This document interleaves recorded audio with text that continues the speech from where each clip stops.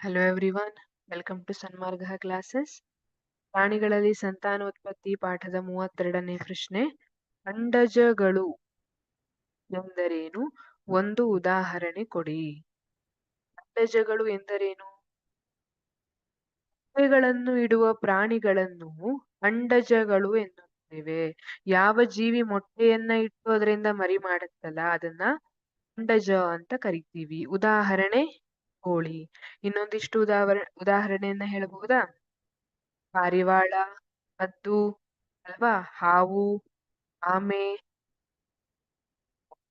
ಇವೆಲ್ಲ ಅಂಡಜಗಳಿಗೆ ಉದಾಹರಣೆಗಳು. ಇಲ್ಲಿ ನೀವು ನೋಡಿರ್ಬಹುದು, ಈ ಜೀವಿಗಳು, ಈ ಪ್ರಾಣಿಗಳು ಅಥವಾ ಪಕ್ಷಿಗಳು ಏನ್ ಮಾಡ್ತವೆ? ಮೊಟ್ಟೆಯನ್ನ ಇಡ್ತವೆ ಅಲ್ವಾ. ಇಲ್ಲಿ ಭ್ರೂಣದ ಬೆಳವಣಿಗೆ ಪೂರ್ತಿ ಈ ಮೊಟ್ಟೆಯೊಳಗೆ ಆಗ್ತದೆ, ದೇಹದೊಳಗೆ ಆಗುವುದಿಲ್ಲ. ಈಗ ಮಾನವರಲ್ಲೆಲ್ಲ ನೋಡಿದ್ರೆ ಭ್ರೂಣ ಹೆಣ್ಣು ಜೀವಿಯ ದೇಹದ ಒಳಗಡೆನೆ ಆಗ್ತದೆ.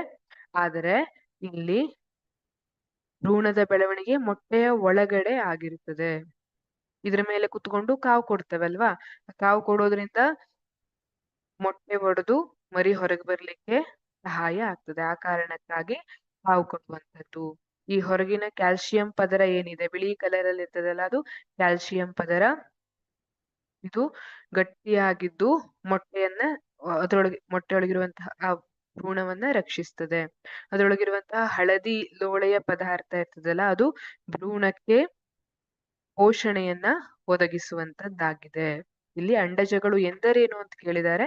ಮೊಟ್ಟೆಗಳನ್ನು ಇಡುವ ಪ್ರಾಣಿಗಳನ್ನು ಅಂಡಜಗಳು ಎನ್ನುವರು. ಉದಾಹರಣೆ ನೀವು ಯಾವುದನ್ನಾದ್ರೂ ಕೊಡ್ಬಹುದು. ಇಲ್ಲಿ ಉದಾಹರಣೆಯನ್ನ ಕೋಳಿ ಅಂತ ಕೊಟ್ಟಿದ್ದಾರೆ. ನೀವು ನಾನೀಗ ಹೇಳಿದ ಉದಾಹರಣೆಯಲ್ಲಿ ಯಾವುದನ್ನ ಬೇಕಾದ್ರೂ ಕೊಡಬಹುದು. ಈಗ ಅದೇ ತರ ಜರಾಯುಜಗಳು ಅಂತ ಹೇಳ್ತೀವಿ. ಜರಾಯುಜಗಳಲ್ಲಿ ಹೇಗೆ ಅಂದ್ರೆ ಅವು ಮೊಟ್ಟೆಯನ್ನ ಇಡೋದಿಲ್ಲ, ಹಾಗೆ ಮರಿಯನ್ನ ಮಾಡ್ತವೆ. ಅದನ್ನ ಜರಾಯುಜಗಳು ಅಂತ ಹೇಳ್ತೀವಿ. ಈಗ ಮಾನವರಲ್ಲಿ ಹಸುವಿನಲ್ಲಿರ್ಬಹುದು, ಅವು ಮೊಟ್ಟೆಯನ್ನ ಇಡೋದಿಲ್ಲ, ನೇರವಾಗಿ ಮರಿಯನ್ನ ಹಾಕ್ತವಲ್ಲ, ಅದನ್ನ ಜರಾಯುಜಗಳು ಅಂತ ಕರಿತೀವಿ. ಜರಾಯುಜದಲ್ಲಿ ಭ್ರೂಣದ ಸಂಪೂರ್ಣ ಬೆಳವಣಿಗೆ ಹೆಣ್ಣು ಜೀವಿಯ ದೇಹದ ಒಳಗಡೆನೆ ಆಗಿರ್ತದೆ, ಆಮೇಲೆ ಮರಿ ಹೊರಗ್ ಬರ್ತದೆ. ಇಲ್ಲಿ ಅಂಡಜಗಳಲ್ಲಿ ಹಾಗಾಗುವುದಿಲ್ಲ. ಅಂಡಜಗಳು ಅಂದ್ರೆ ಮೊಟ್ಟೆಗಳನ್ನು ಇಡುವ ಪ್ರಾಣಿಗಳು. Thank you.